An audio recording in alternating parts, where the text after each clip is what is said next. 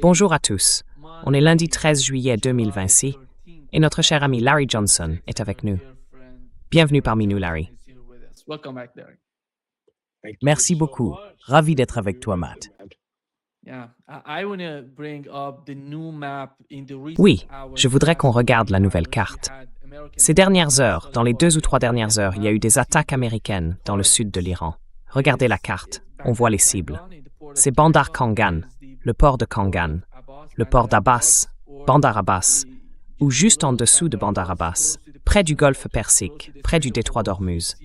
On voit l'île de Kish, la région de Sirik, Jam, la ville de Jam, la ville de Jask. En allant plus à l'est, on arrive à Konarak, qui fait partie du Sistan et Baloutchistan, cette province proche de la frontière pakistanaise. Donc en gros, ce qu'ils font en ce moment, c'est frapper cette zone, environ 7 villes ou 7 régions dans le sud de l'Iran, et le schéma est assez différent de ce qu'on a vu la nuit dernière.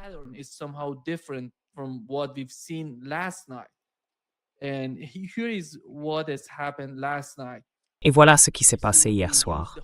Vous voyez, ils ont utilisé le système HIMARS et en gros, ils ont attaqué la province du Khuzistan, dans l'ouest de l'Iran.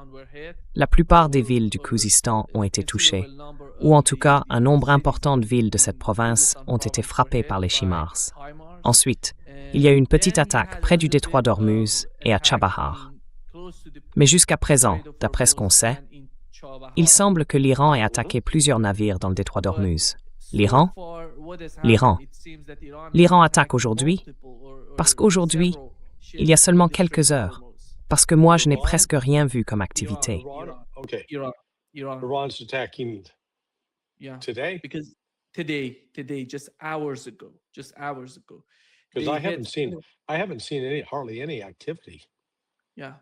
But it was reported on Iranian media that Oui, mais les médias iraniens ont rapporté que plusieurs navires avaient été touchés par des drones, des missiles et des torpilles iraniens parce qu'ils n'avaient pas obéi aux ordres des gardiens de la Révolution dans le détroit d'Ormuz.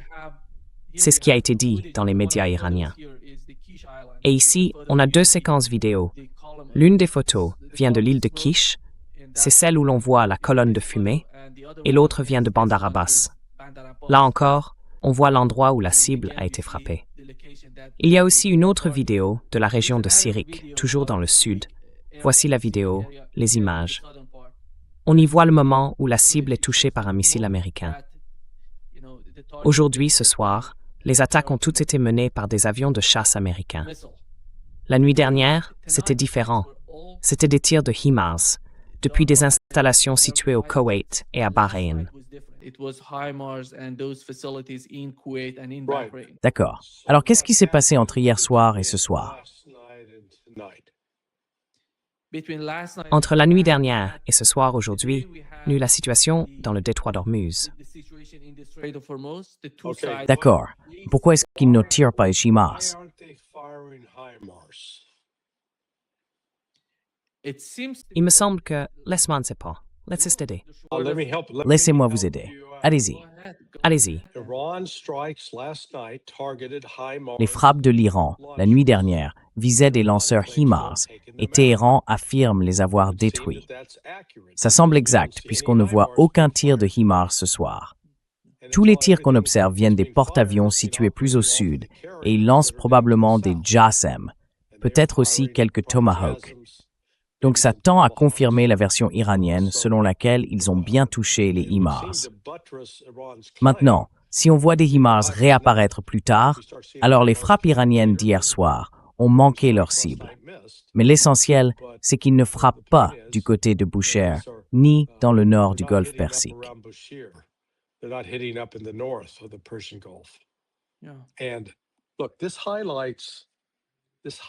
Et regardez, ça met en évidence le problème tactique auquel les États-Unis sont confrontés. L'objectif déclaré du CENTCOM, c'est d'affaiblir la capacité de l'Iran à tirer sur les navires qui essayent d'éviter les couloirs iraniens et de passer par la voie omanaise sans suivre les procédures imposées par Téhéran. Mais l'Iran dispose, enfin, les États-Unis, le CENTCOM, essayent de neutraliser ces différents missiles de croisière côtier, ces drones et ces missiles balistiques de courte portée, entre autres. Le problème, c'est que l'Iran possède des centaines, peut-être même des milliers de positions, tout le long, du nord au sud, depuis la partie nord du détroit jusqu'à la partie sud.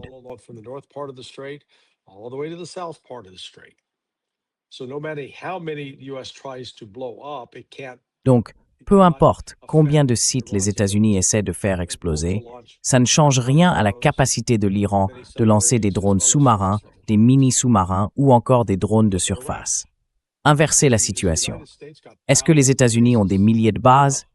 Non. Est-ce qu'ils en ont des centaines? Non plus. Les États-Unis opèrent à partir de moins de 6 ou 7 bases, peut-être même moins que ça. Alors, qui a le travail le plus simple pour viser ces cibles?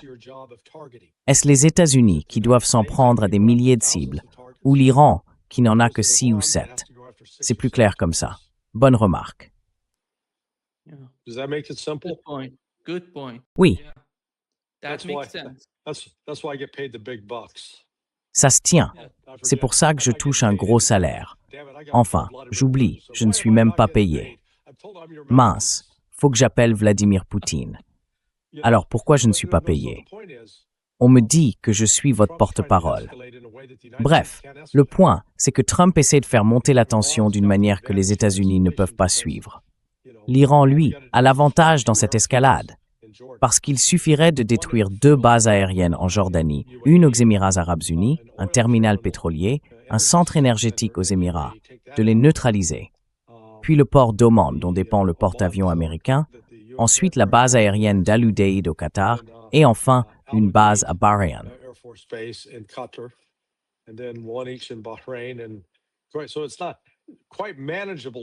Donc c'est pas vraiment une liste d'objectifs faciles à gérer. L'Iran n'a pas besoin d'en inventer. Ils vont simplement continuer à bombarder ces endroits jusqu'à les rendre inhabitables pour les forces américaines. Et c'est pour ça que les États-Unis se retrouvent maintenant à devoir compter sur la puissance aérienne du porte-avions. Alors oui, ils larguent quelques bombes, ça fait du bruit, ça cause des dégâts, mais rien qui puisse vraiment arrêter l'Iran. Pendant ce temps, chaque jour où le détroit d'Ormuz reste fermé, c'est un jour de plus de chaos économique potentiel pour les États-Unis.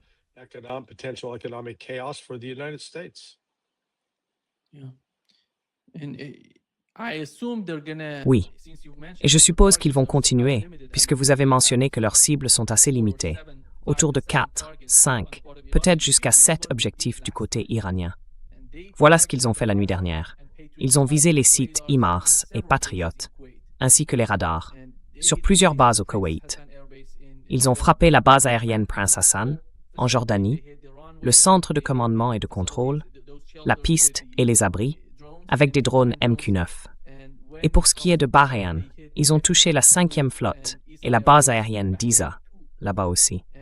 Au Qatar, ils ont frappé la base aérienne d'Al Udeid. Et à Oman, ils ont visé le radar américain à longue portée et le port logistique de la marine américaine à Dukm, ou quelque chose comme ça, à Oman. Doom. Dukm, oui, Dukm. Donc 2 cibles à Oman, et ces 2 cibles sont nouvelles. Et comme on le voit sur la carte, ils ont frappé 2 cargos dans le détroit d'Ormuz la nuit dernière. Ce sont les cibles pour lesquelles je pense qu'on va voir le même schéma de la part des Iraniens ce soir. Quelle est votre lecture de la situation?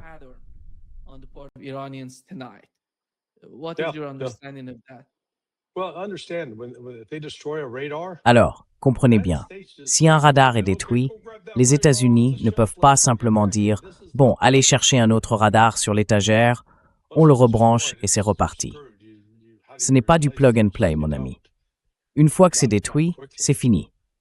Comment on remplace ça? On ne le fait pas. Pas rapidement, en tout cas. Et plus on en perd, plus ça oblige les États-Unis à s'appuyer sur les AWACS. Mais ces AWACS, quand ils volent, ils sont vulnérables. Ils ne peuvent pas rester en l'air indéfiniment. Ils doivent redescendre et l'Iran va viser les endroits où ils atterrissent, leur base. Donc encore une fois, si les États-Unis disent que leur objectif, c'est de réduire la capacité de l'Iran à tirer des missiles, des drones et des navires, oui, c'est un bon objectif, mais il y a juste un petit problème. Yeah, well, good objective. Only one little problem.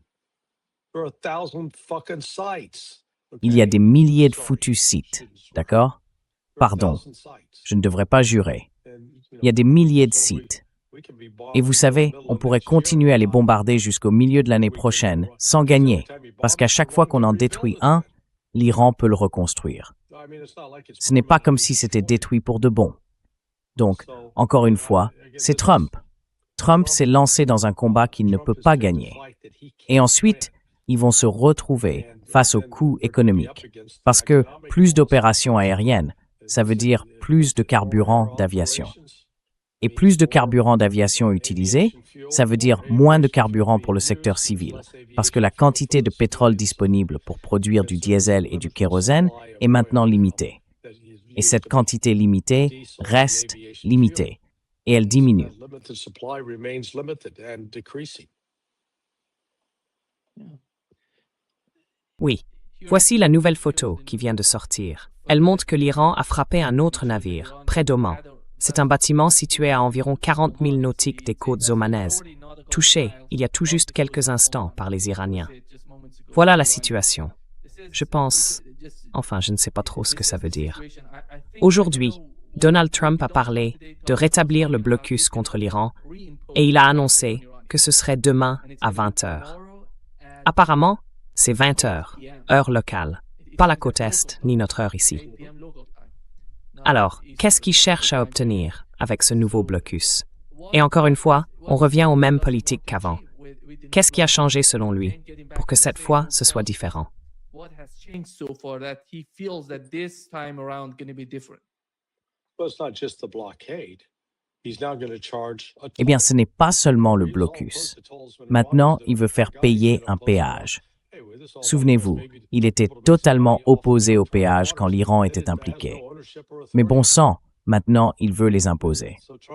Bref, tout ça, c'est une histoire des États-Unis qui essaient peut-être de gagner un peu d'argent grâce à des eaux territoriales sur lesquelles ils n'ont ni propriété ni autorité. Oui, donc Trump, en gros, il lance un peu de la gelée contre le mur pour voir ce qui colle. Franchement, je suis désolé de le dire, mais je me suis trompé. Je pensais que Trump, je lui laissais le bénéfice du doute, en me disant qu'entre hier soir et 8 heures ce matin, heure de la côte Est, il sortirait une déclaration du genre « Bon, on a de bons signaux de l'Iran, ils sont prêts à discuter, donc on repart sur de bonnes bases. » Eh bien non, il ne l'a pas fait. Du coup, la bourse a un peu baissé, pas énormément, pas encore. Mais le prix du pétrole, lui, s'est envolé. Le Brent et le West Texas Intermediate ont dépassé les $80. West Texas Intermediate, those jumped over $80. There is a new Un nouveau rapport parle de tir des Houthis depuis Bahreïn. and this is new. Donc, ils ne les ont pas tous eu, Euronew. Yeah, it seems that they're having Oui, this on dirait bien. still. On dirait qu'ils ont toujours ces armes. Et l'autre point, Larry, c'est ce qui s'est passé aujourd'hui au Yémen. L'avion iranien a essayé de... Enfin, je vais revenir sur la situation parce qu'elle évolue encore. C'est toujours très mouvant dans ce conflit. Mais avant de continuer sur ce sujet, aujourd'hui, un avion iranien se rendait au Yémen et a tenté d'y atterrir. Ensuite, l'Arabie saoudite a bombardé la piste de l'aéroport de Sanaa. Donc en gros, ce qui se passe en ce moment, c'est que le Yémen a riposté contre l'Arabie saoudite en visant un de ses aéroports et une de ses bases aériennes. Et aujourd'hui, il y a une sorte de blocus imposé à l'Arabie saoudite. And today they have some sort of blockade on Saudi Arabia. Uh-huh. And I What think is they're going gonna- Et je pense qu'ils vont frapper Yanbu avec des missiles. J'ai entendu dire qu'ils en ont lancé 4 sur Yanbu. Je ne sais pas si ça a été confirmé. I don't know if that's been confirmed. They hit what was confirmed, it was one of the air. Ils ont frappé. Ce qui a été confirmé, c'est une des bases aériennes. Attendez, je vais la retrouver. Ils ont touché 2 sites, au moins 2 sites confirmés en Arabie saoudite. L'un d'eux, oui, laissez-moi juste vérifier, oui, en Arabie saoudite. To look at, yeah. Saudi Arabia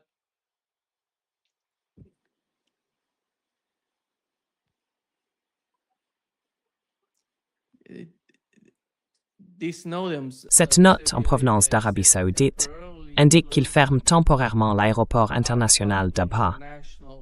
C'est l'un des sites qui a été touché. Comment ça s'écrit? How do you spell that? Abha, si je ne me trompe pas. Ce sera l'aéroport international d'Abha, Acha. Oh, ABHA. ABHA, Abha International Airport and L'aéroport international d'Abha, l'aéroport du roi Abdallah Ben Abdelaziz à Jazan et celui de Najran. En fait, tous les aéroports, parce que les Yéménites ont déclaré dans un communiqué que si le blocus de l'espace aérien saoudien se poursuit, ils maintiendront le siège de l'aéroport international de Sanaa, au Yémen. on the international airport in Sana'a in Yemen. Yeah, so Abha sits near. Oui. Alors Abha se trouve dans le sud-ouest de l'Arabie saoudite. C'est près de la frontière avec le Yémen, juste de l'autre côté, à peine. Et King Fahd, ça c'est plus vers le centre de l'Arabie saoudite. That's up more the center of Saudi Arabia. Yeah. Oui. Il y a des images de leurs missiles qui frappent très fort cet aéroport, l'aéroport international d'Abha. Mais comme ces images posent vraiment problème, elles sont trop choquantes, YouTube va les retirer de notre vidéo. Je ne peux donc pas les montrer à notre public. Mais ils ont frappé. Ils ont frappé l'Arabie saoudite très durement. Et le problème pour l'Arabie saoudite, c'est que si elle continue ce genre de représailles avec le Yémen, ils vont pouvoir toucher facilement leurs installations pétrolières. Et ils vont frapper leur oléoduc qui va jusqu'à la mer Rouge. Et là, les difficultés vont commencer pour eux, face aux Houthis ou aux Yéménites et à Salah dans la mer Rouge. Yeah, Abha is down close to the border. Abha se trouve tout au sud, près de la frontière avec le Yémen. Mais tu sais, il faut remonter vers le nord sur environ 5 à 600 kilomètres pour arriver à Yanbu. Quelque chose comme ça, je dirais. To Yambu, 300-400 miles, I think.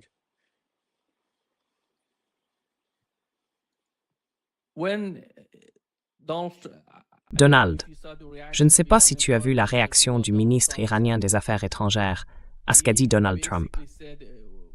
En gros, il a déclaré « C'est nous qui contrôlons le détroit d'Ormuz. Et merci à Donald Trump de nous rappeler que celui qui assure la sécurité du détroit fera payer les navires et les pétroliers qui y passent. Moi, je ne vais pas le faire. » Remember, Tu te souviens quand il protestait en disant que l'Iran allait faire ça? Iran was gonna do that? Oui. Attendez, je vais juste lire le tweet du ministre iranien des Affaires étrangères qui disait, en gros, « Le président américain a tout à fait raison. Ceux qui assurent un passage sûr et sécurisé des navires commerciaux dans le détroit d'Ormuz devraient être rémunérés pour ce service. L'Iran a toujours été le gardien du détroit et le restera pour toujours. 20%, bien sûr, c'est trop. Nous serons équitables. » Voilà, c'est la réaction du ministre iranien à ce qu'a dit Donald Trump. Je ne sais pas s'il pense vraiment qu'il peut faire payer les navires 20%, et surtout, qui va le payer? Oui, et qui va sortir de ce détroit? Qui va y entrer s'il y a un blocus iranien dans ce passage?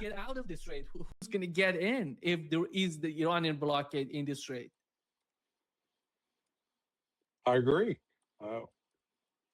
Je suis d'accord. Vous savez, comme je l'ai dit, il improvise au fur et à mesure. Bon, si l'Iran peut le faire, alors nous aussi. Mais comment allez-vous retrouver ces navires? En ce moment, les États-Unis ne peuvent pas empêcher les bateaux de passer par le détroit. Ils peuvent essayer, mais pour ça, il leur faudrait commencer à bombarder et attaquer des navires battant pavillon étranger, sans avoir le moindre droit territorial là-dessus. Without having any territorial right over that.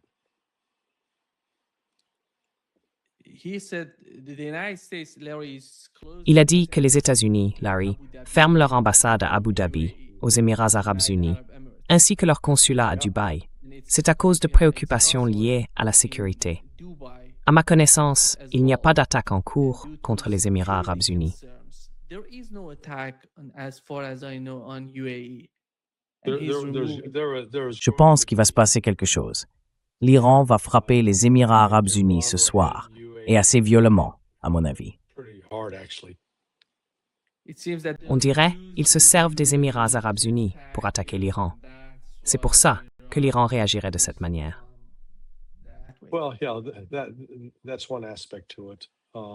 Oui, c'est un aspect de la question. Mais il faut aussi savoir qu'une grande partie du carburant de la marine américaine passe par les Émirats arabes unis. Donc, si l'Iran commence à s'en prendre à ça, la marine des États-Unis va se retrouver dans une très mauvaise posture.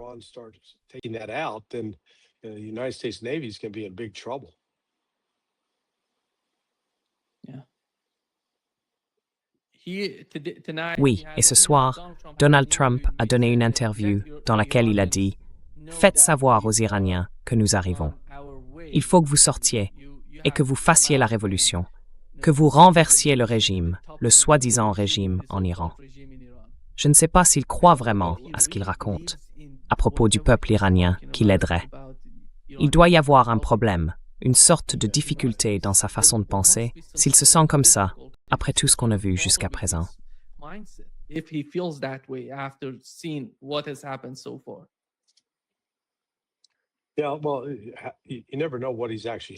Oui, eh bien, on ne sait jamais vraiment ce qu'il voit, ni ce qu'on lui dit. L'autre point à surveiller, c'est la raffinerie d'Al Ruwais, aux Émirats arabes unis. Quand ils ont frappé la station logistique et de ravitaillement de la marine américaine à Duqm, à Oman, ça a vraiment fait mal à la Navy. Mais maintenant, comme c'est le principal port logistique des États-Unis, si on coupe ce port-là, les Américains n'ont pas d'alternative immédiate. Et puis, il y a cette raffinerie d'Al Ruwais, aux Émirats, qui est une source majeure de carburant d'aviation pour l'US Air Force. Elle doit être neutralisée. Je pense que l'Iran le sait. On verra s'il la vise cette nuit. S'ils la détruisent, la capacité des États-Unis à poursuivre ce type d'opération aérienne va se retrouver sous une pression réelle.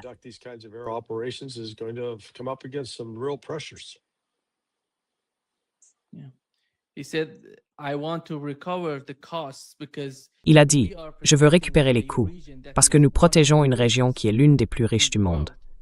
Nous dépensons une somme énorme. Donc nous allons récupérer le coût de cette protection auprès de l'Arabie saoudite, des Émirats arabes unis, du Qatar et de Bahreïn. » Mais quoi, ils sacrifiaient tout. Tu sais, c'est fou. Aujourd'hui, j'ai parlé avec Paul Roberts. Il m'a dit qu'en fait, Israël avait déclenché cette guerre. Mais maintenant, ils n'en font plus partie. Ils restent à l'écart pendant que l'Iran et les États-Unis se battent entre eux. Et les victimes de cette guerre, ce sont les pays du CCG.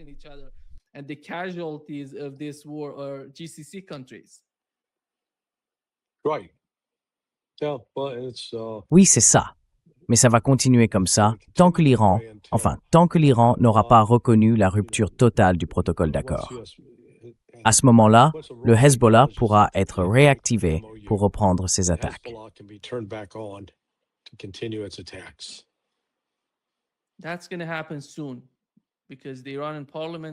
Ça va se produire très bientôt, parce que le Parlement iranien s'est réuni aujourd'hui. Ils ont ouvert la session et ils vont discuter de deux sujets.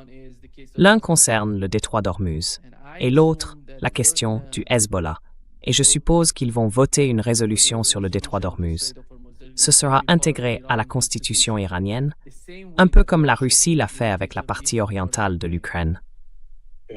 Je ne sais pas quelle serait la réaction de Donald Trump.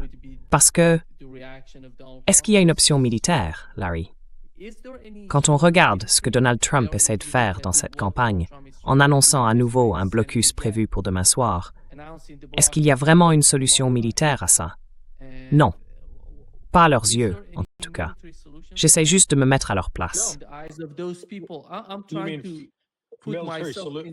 Une solution militaire, pour qui exactement? Les gens qui donnent ce genre de conseils à Donald Trump, d'où il les tient, à ton avis? Il reçoit ces conseils de toi, de personnes comme toi? Non, pas du tout. Yeah, everybody's getting briefings for private. Oui, eh bien, il reçoit sans doute des briefings du département de la Défense ou du département de la guerre, si on veut l'appeler comme ça, de la Defense Intelligence Agency, de la CIA. Et vous savez, il est tout à fait possible qu'on lui dise des choses qu'il n'a pas envie d'entendre. You know, it's very possible that telling him things that he doesn't want to hear.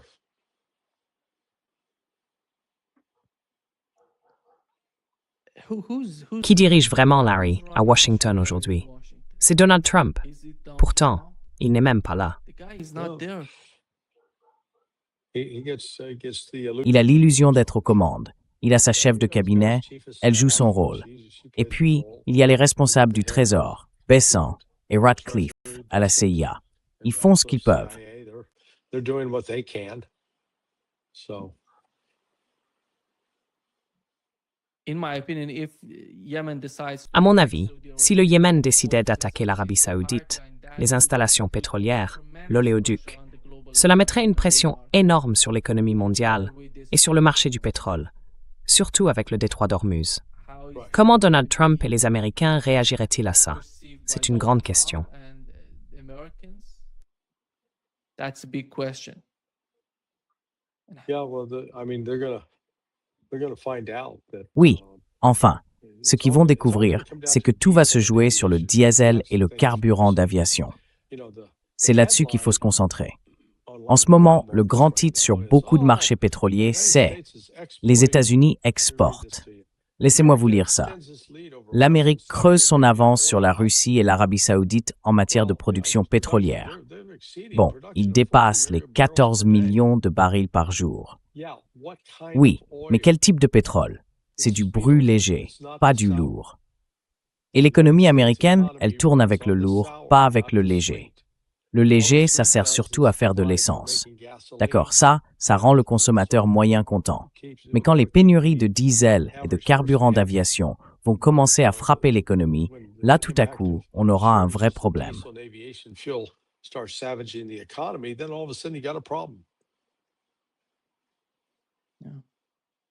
Voici ce que Donald Trump vient de dire à l'instant, Larry. L'Iran avait accepté un accord, puis s'en est retiré. Est-ce que vous en êtes arrivé à la conclusion qu'un règlement négocié n'est plus possible? Non, j'en suis jamais arrivé à cette conclusion. Mais ce soir, comme vous le savez, on les frappe très fort. On les frappe vraiment. On a d'énormes quantités de munitions. On a des chiffres qu'on n'avait pas vus depuis des années. Et on les frappe très durement. On contrôle les détroits. On remet en place le blocus. Et c'est un blocus qui ne vise personne d'autre que l'Iran. En clair, toute personne qui fait affaire avec l'Iran ne pourra pas passer. Tous les autres, eux, pourront passer. Donc oui, c'est un blocus très solide. Le blocus était sans doute encore plus efficace que les frappes elles-mêmes. Mais je pense que c'est la combinaison des deux qui fait vraiment la différence. Mais vous pensez qu'un accord est encore possible? Vous croyez qu'ils vont revenir à la table? Oui, je pense qu'un accord est possible, bien sûr. Oui, je le fais. Ça, I don't know how. je ne sais pas trop comment interpréter ce que ce type dit.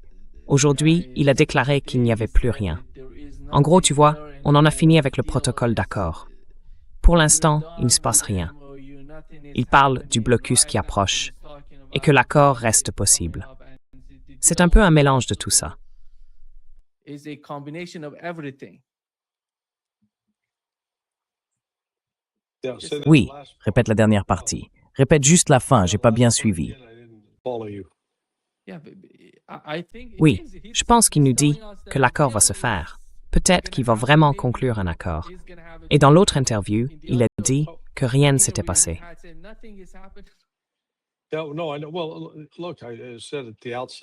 Non, je sais. Écoutez, j'ai dit dès le départ que je m'étais trompé. Je pensais qu'il aurait dit ça plus tôt. Donc le fait qu'ils disent maintenant que, bon, l'accord n'est pas mort, franchement, le cessez-le-feu est mort et le protocole d'accord aussi. Où est la partie vivante de cet accord alors? Donc oui, ils vont lancer des frappes. Je pense qu'ils en feront ce soir, demain, comme il l'a dit.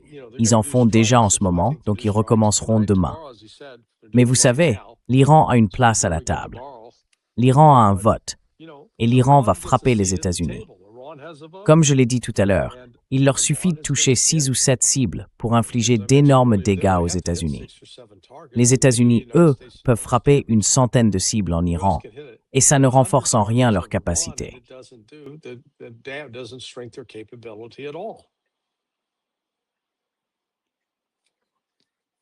How do you see this? Comment voyez-vous cette hypothèse de ma part? J'imagine que les États-Unis ne voulaient pas que l'Iran frappe Israël. Alors, ils ont sorti ce protocole d'accord. Le faux, comme l'a dit Donald Trump aujourd'hui. C'était un test pour les Iraniens, mais ils n'ont pas réussi le test. Donc tout ça, c'était une sorte de tromperie. Ils voulaient tromper l'Iran. Et ensuite, ils vont revenir avec les mêmes conditions. Le blocus est toujours là.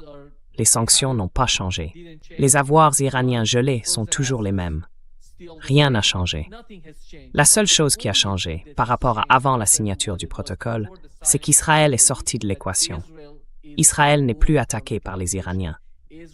La seule chose qui s'est vraiment passée, à ce que je comprends, c'est que tout était prévu à l'avance. Qu'en pensez-vous? How do you feel about that? I'm not sure they pre-planned it. Je ne suis pas sûr qu'ils l'aient planifié à l'avance. Mais tu sais, ils avaient clairement aucune intention d'aller jusqu'au bout. Je pense que c'est un argument solide. Et encore une fois, du point de vue de l'Iran, ils ont négocié de bonne foi. C'est les États-Unis qui les ont trahis. Et ça, c'est devenu évident pour tout le monde. Donc maintenant, l'Iran a beaucoup plus de marge de manœuvre pour réagir.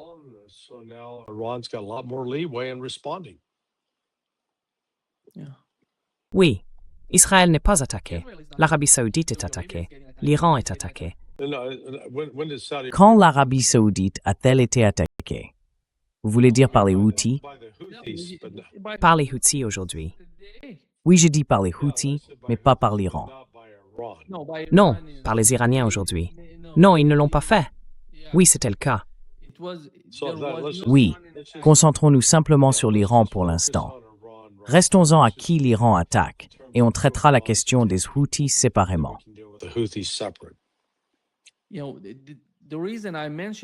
La raison pour laquelle j'en parle, c'est que je veux dire que la région est en feu, sauf Israël. Même le Liban est sous les bombes. Les Israéliens frappent certaines cibles au Liban, mais Israël, lui, n'est attaqué par personne. Pour l'instant, c'est vrai. Mais je pense que ça va changer d'ici une semaine environ. Et ça me changeait.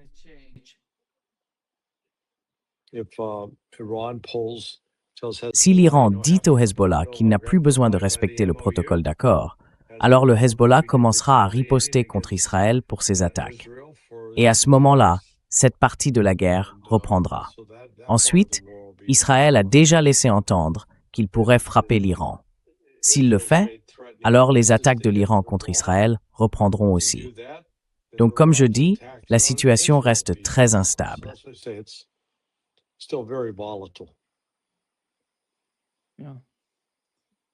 Oui.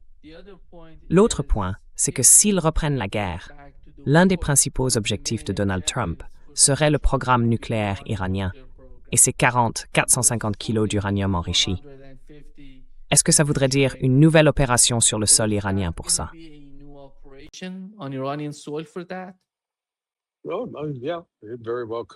Eh bien oui, c'est tout à fait possible. Encore une fois, malgré le reportage de CNN que vous avez diffusé au début, la réalité, c'est que ces installations sont enfouies très profondément sous terre. Et les États-Unis n'ont pas les armes capables de pénétrer à une telle profondeur pour vraiment provoquer des dégâts durables.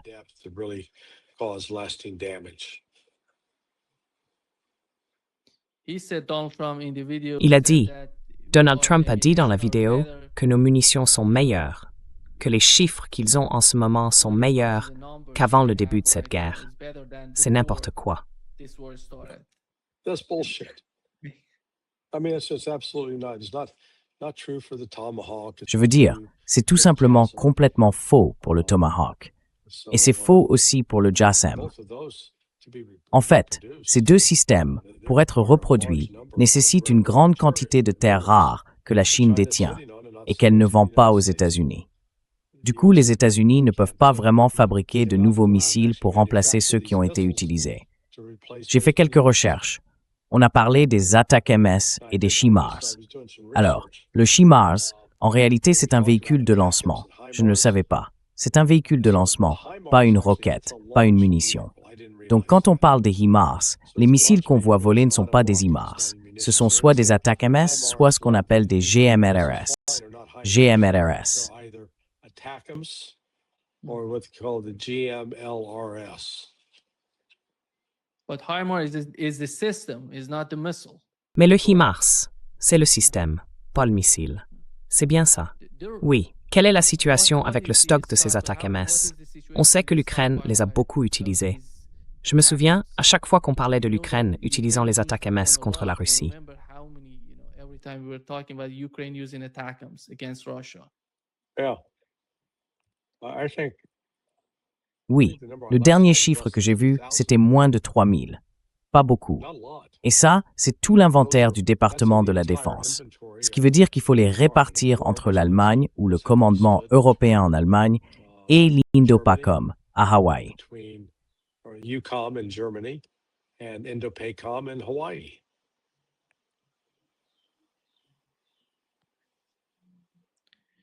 Here is the new report. Iran. Voici le nouveau rapport. Des missiles anti-navires iraniens. L'Iran a utilisé des missiles anti-navires contre des navires au large d'Abu Dhabi, aux Émirats arabes unis. Et tout le convoi de navires commerciaux escortés par les États-Unis est visé. On dirait qu'ils rassemblent beaucoup de ces navires et bâtiments dans le détroit d'Ormuz. Ils essayent, vous savez, de percer, de franchir la situation, le blocus iranien dans le détroit. The blockade, Iranian blockade in the strait. Right. Yeah, no, they're going out of. And, hey, I just Oui, c'est got ça. the number for you. Ils en manquent. Attendez, je viens d'avoir le chiffre pour vous. Les missiles ATACMS, il y en a environ 2500 dans le monde. And that's for the Donc normalement, il y en a pour l'Indo-PACOM et pour le COM. Si on les répartit à part égale, ça fait à peu près 800 chacun. Et vous voyez, s'ils en tirent des dizaines chaque nuit, jour après jour, s'ils en ont tiré une douzaine aujourd'hui, une douzaine hier, une douzaine avant-hier, eh bien tout à coup, ça fait 36 de moins. Les chiffres vont continuer à baisser. C'est ça le problème des États-Unis. Parce que tous ces missiles, les attaques MS, mais aussi ceux de la défense aérienne comme les PAC-3 ou les THAAD, ils ont tous besoin de terres rares. Et ces matériaux, on ne les reçoit plus de Chine. On n'a plus de stock disponible. We're not getting it anymore from China. We don't have ready stockpiles. Yeah. There is a new report on CNN, Larry. Larry, CNN vient de publier un nouveau rapport. D'après une analyse du CSIS citée par la chaîne, à la fin de la guerre à grande échelle en avril, le Pentagone aurait utilisé au moins la moitié de ses missiles balistiques THAAD en Afrique du Nord, près de la moitié de ses intercepteurs Patriot et environ 30% de ses missiles de croisière Tomahawk destinés aux frappes terrestres. Land attack missiles. Yeah. Well, it'd be one thing if the United States. Oui, ce serait une chose si les États-Unis avaient un système comme celui de la Russie. La Russie, elle, a un système industriel intégré qui lui permet, tu vois, d'utiliser ses ressources et de produire en continu. Ils en sortent davantage chaque jour. Les États-Unis, eux, n'ont pas ça, parce que la chaîne d'approvisionnement qui dépend de la Chine a été coupée. Et maintenant, les États-Unis n'ont plus les matériaux nécessaires pour terminer ces armes. Finish these weapons. The report says Pentagon current. Le rapport indique que le Pentagone ne reçoit actuellement qu'environ 15 missiles Tomahawk et une vingtaine d'intercepteurs Patriot par mois, et qu'aucune livraison de système THAAD n'est prévue pour 2026. Yeah, are forecast for 2026. So That's the problem. The longer they stay out there. C'est bien ça. le problème. Plus ils restent là-bas à tirer sur l'Iran, plus ils consomment ce qu'ils pensent devoir garder pour la Chine ou la Russie. Franchement, la Chine et la Russie doivent se frotter les mains, sourire jusqu'aux oreilles. Allez-y, continuez les gars. D'ailleurs, ils vont sans doute même encourager l'Iran à poursuivre les attaques, juste pour pousser les États-Unis à tirer encore plus de munitions, qu'ils n'ont pas en quantité suffisante.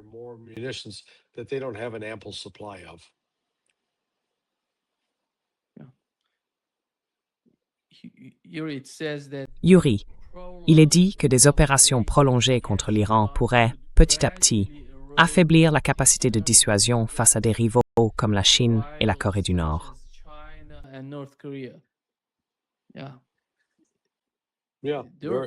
Oui, on appelle ça merci, capitaine Évidence. Ah oui, quelle conclusion remarquable. Qui aurait pu s'y attendre?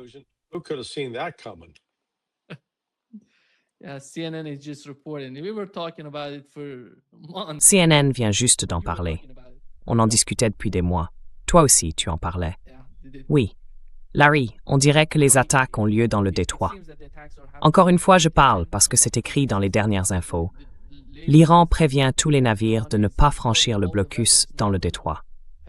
Les combats continuent et je pense que dans les prochaines heures, on va assister à l'attaque iranienne.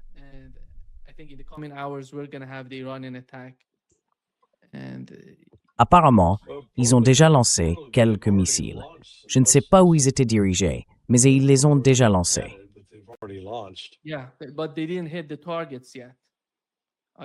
Oui, mais ils n'ont pas encore touché les cibles. J'ai vu ça. Je vérifie juste ici pour voir quelles sont ces cibles.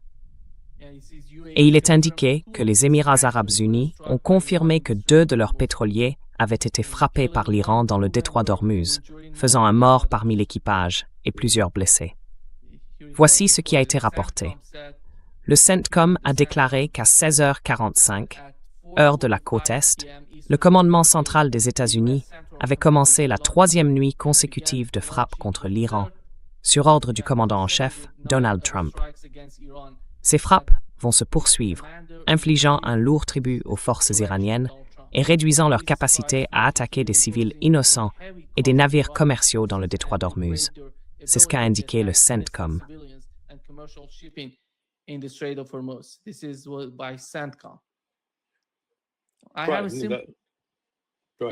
J'ai une question toute simple. Allez-y. C'est pour ça que je disais tout à l'heure. D'accord, combien de sites y a-t-il le long du détroit d'Ormuz que les États-Unis pourraient devoir bombarder? Eh bien, je dirais qu'il y en a des milliers. Des milliers. Donc à un moment donné, les États-Unis vont finir par manquer de bombes pour frapper toutes ces cibles, surtout si elles sont rapidement réparées et remises en service.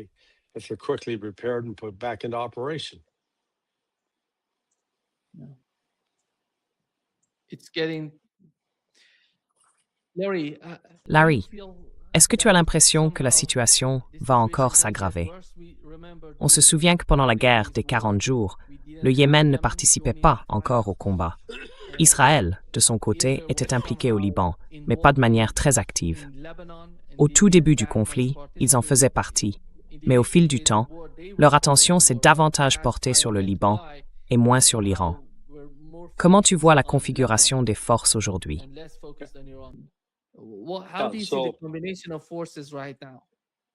Mais quand vous dites pire, pire pour qui?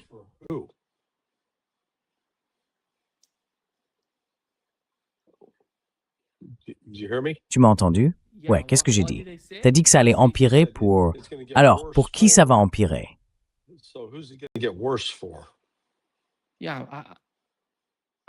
Oui, je parle du fait que la situation s'aggrave, pas pour n'importe qui. Ma question, c'est que les Yéménites ne faisaient pas partie du conflit. Et si un nouveau combat démarre, avec ce qui s'est passé entre l'Arabie saoudite et le Yémen, comment voyez-vous la combinaison des forces dans le détroit d'Ormuz?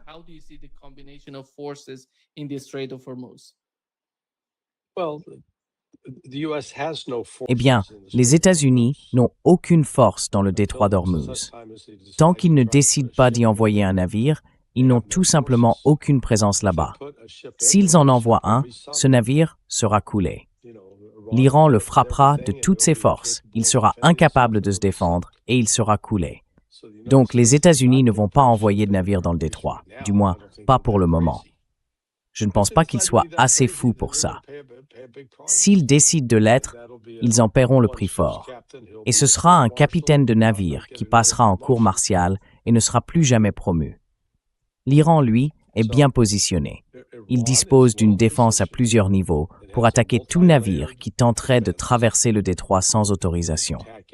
Ils peuvent les atteindre dès l'entrée ou bien à la sortie.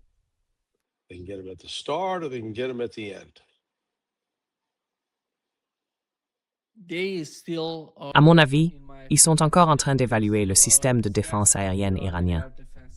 Je ne vois pas comment, en attaquant dans le sud, ils peuvent vraiment en apprendre sur ses capacités. D'accord, mais qui sont-ils?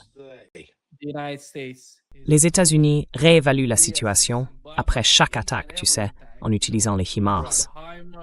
Les HIMARS sont très difficiles à intercepter si je ne me trompe pas.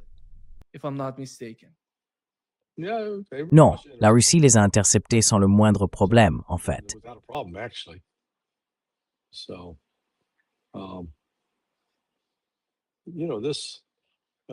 L'Iran est dans une position très très forte.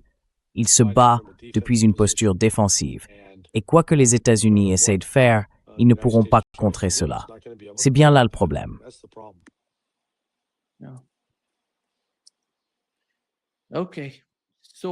D'accord. Pour l'instant, non. Il n'y a aucun rapport faisant état d'attaques iraniennes ayant touché des cibles dans les pays du Golfe. On va voir ce qui se passera dans les prochaines heures. Larry, merci d'avoir été avec nous aujourd'hui et à demain. Très bien, mon ami. Même heure, même base station. Oui, exactement. D'accord. Oui, ça va être un vrai déjà-vu. Je pense que ce soir va ressembler à la nuit dernière. L'Iran va lancer plusieurs frappes massives sur un nombre limité de positions américaines. Donc, les États-Unis vont subir plus de dégâts que l'Iran. C'est ça, en résumé. D'accord. On se parle demain. À demain. Salut mon ami. Et au fait, bien joué pour la chemise. Merci. Elle est arrivée un peu tard, mais tu t'es rattrapé. À plus tard. D'accord, salut. Au revoir.